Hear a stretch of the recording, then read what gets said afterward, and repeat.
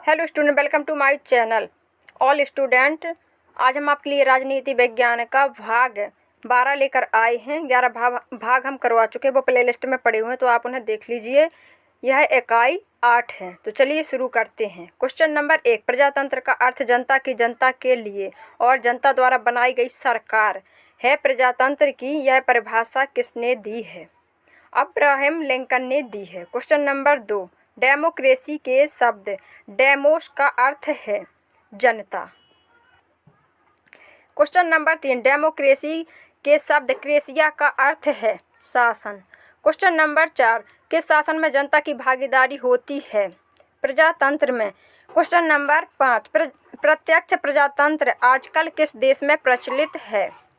Switzerland में प्रचलित है। क्वेश्चन नंबर 6, किसी प्रमुख विषय को जनता के सम्मुख निर्णय के लिए जब रखा जाता है तो उसे कहते हैं जनमत संग्रह। क्वेश्चन नंबर 7, जब एक निश्चित जनसंख्या विधानमंडल को किसी विषय पर कानून बनाने के लिए बाध्य करती है तो उसे कहते हैं आरंभण। क्वेश्चन नंबर 8, प्रत्यक्ष लोकतंत्र में सम्मिलित नहीं है, सांप्रदायिकता नहीं है। क्वेश्चन नंबर 9, निम्न लोकतंत्र का एक मूल सिद्धांत है समानता। क्वेश्चन नंबर 10, किसने कहा है एक भूखे व्यक्ति के लिए मत का कोई महत्व नहीं है? H.G. वेल्स ने कहा है। क्वेश्चन नंबर 11, प्रजातंत्र को सपनों का महल किसने कहा है?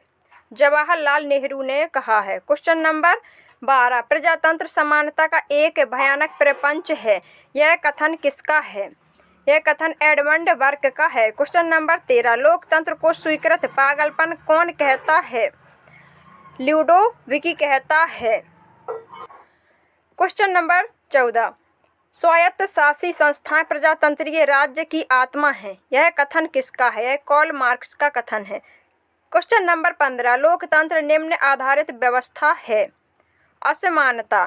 क्वेश्चन नंबर 16, किसने कहा है प्रजातंत्र बौद्धिक उन्नति, साहित्य, कला तथा विज्ञान का विरोधी है? लेकी ने कहा है। क्वेश्चन नंबर 17, उत्तम शासन और जनता के चरित्र निर्माण की दृष्टि से प्रजातंत्र ही सबसे अच्छा है, यह कथन है हरमन फाइनर का। क्वेश्चन नंबर 18, निम्नलिखित लोकतंत्र का एक अवगुण है जनशासन। क्वेश्चन नंबर 19, लोकतंत्र के लाभ हैं राजनीतिक जागरण, लोकप्रिय तथा स्थायी शासन, सार्वजनिक कल्याण। ये सभी इसमें द ऑप्शन सही है। क्वेश्चन नंबर 20, लोकतंत्र की समस्याएं हैं अशिक्षा, आर्थिक और सामाजिक विषमता, निष्पक्ष समाचार पत्रों का अभाव। ये सभी इसमें द ऑप्शन सही है। क्वेश्चन नंबर 21, सर्वाधिकारवाद कौन सी शताब्दी की विचारधारा है? 20वीं शताब्दी की विचारधारा है। क्वेश्चन नंबर 22, किस प्राचीन विचारक को फासिस्ट दार्शनिक सर्वाधिकारवादी की संज्ञा दी जाती है? प्लेटो को। क्वेश्चन नंबर 23, किस विचारक ने सर्वप्रथम सर्वाधिकारवादी राज्य को दार्शनिक रूप दिया? हीगल। क्वेश्चन नंबर 124, समग्राधिकारवादी राज्य वह राज्य है जिसमें एक जैसी संप्रभुता हो जो देश की समस्त शक्तियों को अपने अधीन रखे, यह कथन किसका है? यह कोकर का कथन है। क्वेश्चन नंबर 25, राज्य के अंतर्गत सब कुछ है, राज्य के बाहर कुछ नहीं तथा राज्य के विरुद्ध कुछ भी नहीं, यह कथन किसका है? मुसोलिनी का यह कथन है। क्वेश्चन नंबर 26, इटली के फांसीवाद तथा जर्मनी के नाजीवाद को किस विचारधारा के अंतर्गत रखा जाता है? सर्वाधिकारवादी विचारधारा के अंतर्गत रखा जाता है। क्वेश्चन नंबर 27, मैं ही राज्य हूँ, यह उक्ति किस व्यक्ति की है? लुई 14वां की है। क्वेश्चन नंबर 28, फांसीवाद किस विचारधारा का इटालियन संस्करण है? सर्वाधिकारवाद का। क्वेश्चन नंबर 29, एलन वॉल ने सर्वाधिकारवाद में किस विचारधारा को सम्मिलित किया है? स्टालिनकालीन रूस को। क्वेश्चन नंबर 30, सर्वाधिकारवाद में किस तत्व को महत्व प्रदान किया जाता है? राजनीतिक दल को। क्वेश्चन नंबर 31, प्रथाओं तथा कानूनों के अनुपात के आधार पर संविधान दो प्रकार के होते हैं, लिखित तथा अलिखित। क्वेश्चन नंबर 32, निम्न में से किसका अमेरिका संविधान में उल्लेख नहीं है? राजनीतिक दल का। क्वेश्चन नंबर 33, निम्नलिखित में से कौन सा आलेखित संविधान का गुण नहीं है? स्थायित्व। क्वेश्चन नंबर 34, निम्नलिखित में से कौन सा आलेखित संविधान का दोष है? संकट काल के लिए श्रेष्ठ। क्वेश्चन नंबर 35, संविधान का कौन सा प्रकार विकास में अवरोधक माना जाता है? कठोर।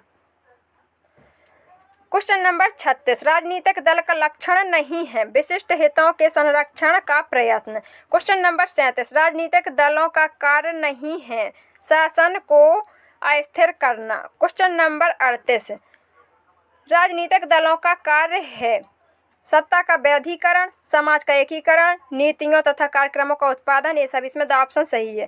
क्वेश्चन नंबर 39, दबाव गुट होते हैं अराजनीतिकृत। इसमें ब ऑप्शन सही है। क्वेश्चन नंबर 40, दबाव गुट का लक्षण नहीं है जनहित संवर्धन। क्वेश्चन नंबर 41, साम्यवादी देशों में पाई जाती है एक दलीय शासन व्यवस्था। क्वेश्चन नंबर 42, किसी देश के संविधान में राजनीतिक दलों को कोई मान्यता प्रदान नहीं की गई है अमेरिका। क्वेश्चन नंबर 43, स्वस्थ लोकमत के लिए अनिवार्य है शिक्षा का प्रचार, निर्धनता की समाप्ति, राजनीतिक चेतना का विकास। ये तीनों इसमें द ऑप्शन सही है। क्वेश्चन नंबर 44, लोकमत का लक्षण नहीं है जन इच्छा। क्वेश्चन नंबर 45, प्रेस जनमत का एक प्रभावशाली साधन बन सकता है स्वतंत्र तथा निष्पक्ष भूमिका के द्वारा। क्वेश्चन नंबर 46, लोकमत की अभिव्यक्ति केवल संभव है लोकतंत्र में। क्वेश्चन नंबर 47, के देश में स्वस्थ तथा प्रभावी लोकमत का अस्तित्व है ब्रिटेन में। क्वेश्चन नंबर 48, प्रथाओं तथा कानूनों के अनुपात के आधार पर संविधान के दो प्रकार होते हैं लिखित तथा आलेखित। क्वेश्चन नंबर 49, निम्न में से किसका अमेरिकी संविधान में उल्लेख नहीं है? राजनीतिक दल। क्वेश्चन नंबर 50, निम्नलिखित में से कौन सा आलेखित संविधान का गुण नहीं है? स्थायित्व। क्वेश्चन नंबर 51, निम्नलिखित में से कौन सा आलेखित संविधान का दोष है? अस्पष्ट तथा अनिश्चित। क्वेश्चन नंबर 52, संविधान का कौन सा प्रकार विकास में अवरोधक माना जाता है? कठोर। क्वेश्चन नंबर 53, किस विद्वान की मान्यता है कि संविधान के बिना राज्य की कल्पना नहीं की जा सकती? जेलिनेक।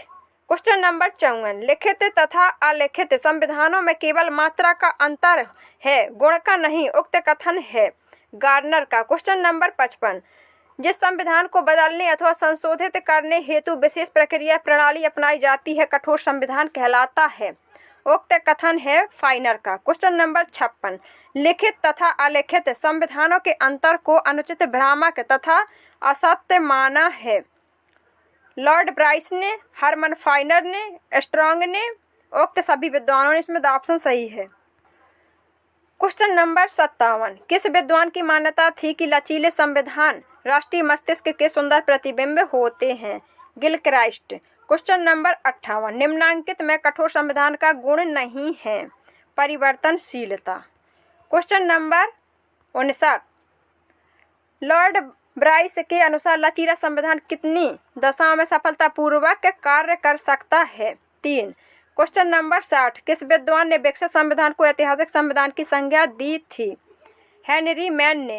क्वेश्चन नंबर 61, प्रत्येक राज्य के लिए संविधान होना अनिवार्य है, उक्त कथन है जेलिनेक का। इसमें सा ऑप्शन सही है। क्वेश्चन नंबर 62, व्यवस्थित परिवर्तन की जटिल प्रक्रियात्मक व्यवस्था ही संविधानवाद है, यह कथन है कार्ल जे फ्रेडरिक का।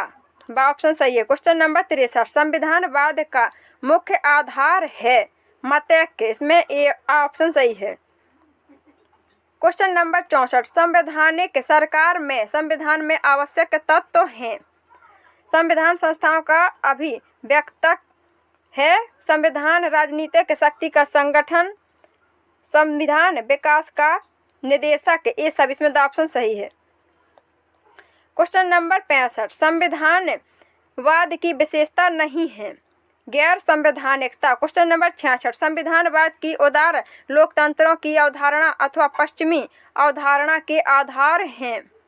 वैधानिक स्वतंत्रता, लोकतांत्रिक ढंग से संगठित सरकार, सामाजिक और आर्थिक न्याय, उपर्युक्त सभी आधार। इसमें द ऑप्शन सही है।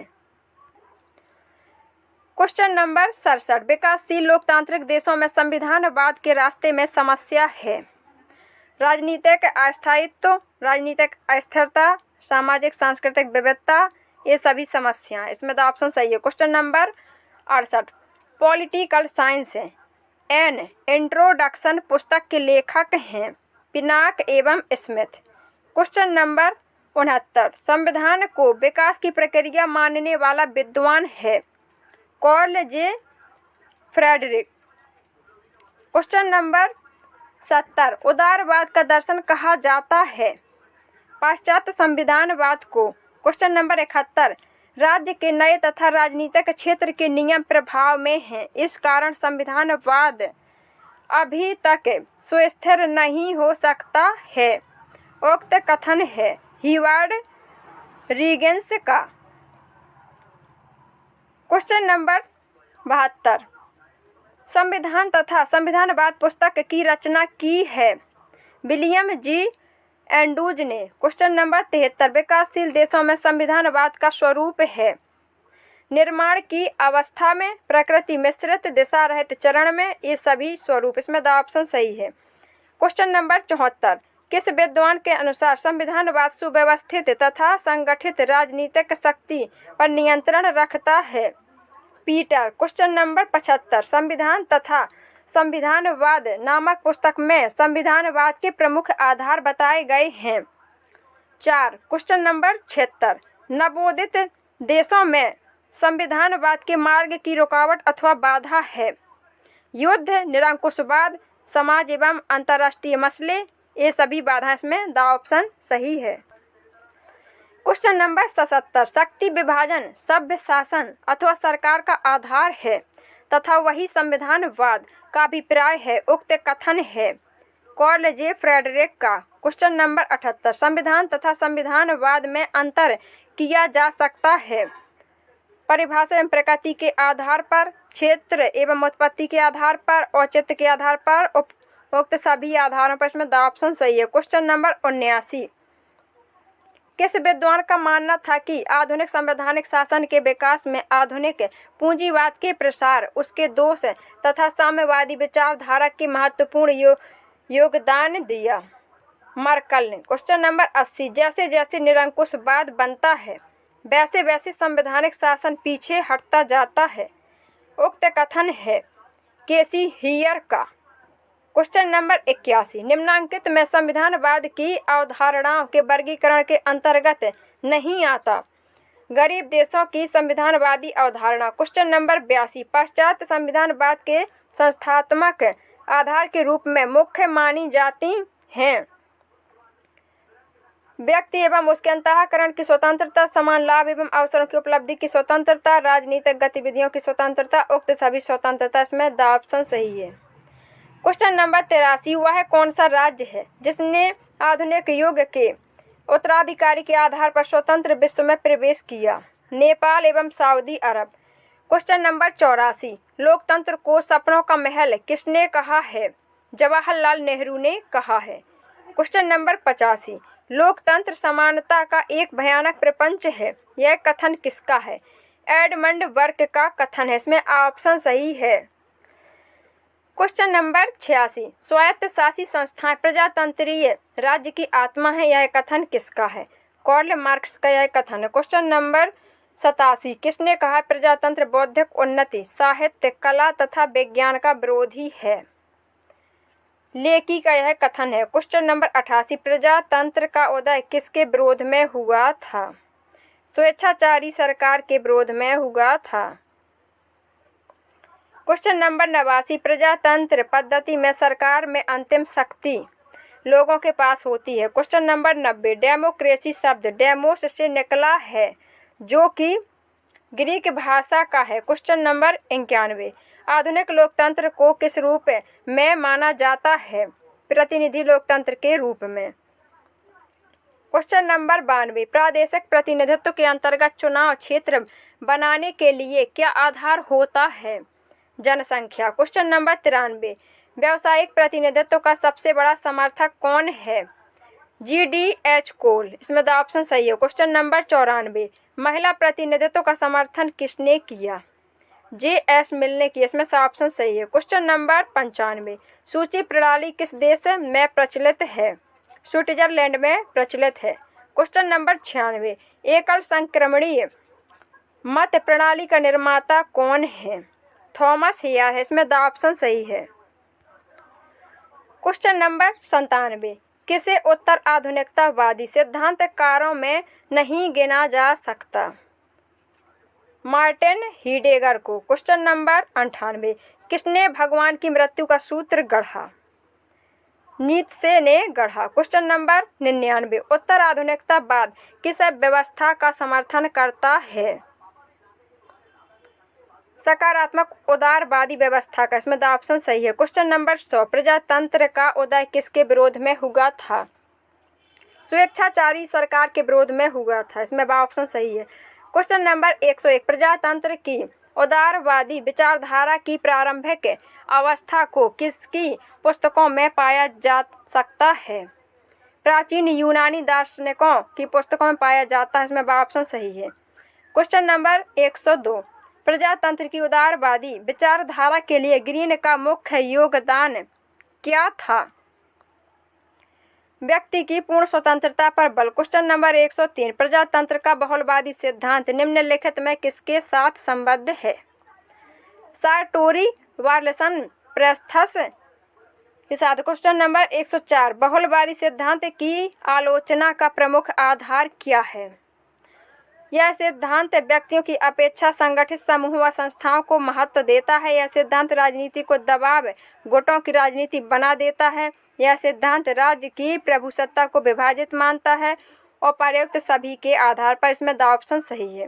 क्वेश्चन नंबर 105, सर्वाधिकारवाद या फांसीवाद या नाजीवाद की निम्न एक विशेषता है? राज्यवाद। क्वेश्चन नंबर 106, सर्वाधिकारवाद में निम्न को व्यक्ति की अपेक्षा अधिक महत्व दिया जाता है? राज्य को। क्वेश्चन नंबर 107, निम्न सर्वाधिकारवाद का एक गुण बताया जाता है? अनुशासन प्रेमी। क्वेश्चन नंबर 108, एक देश में जहां वयस्क मताधिकार हो, निम्नलिखित में से किसको निर्वाचक मंडल कहेंगे?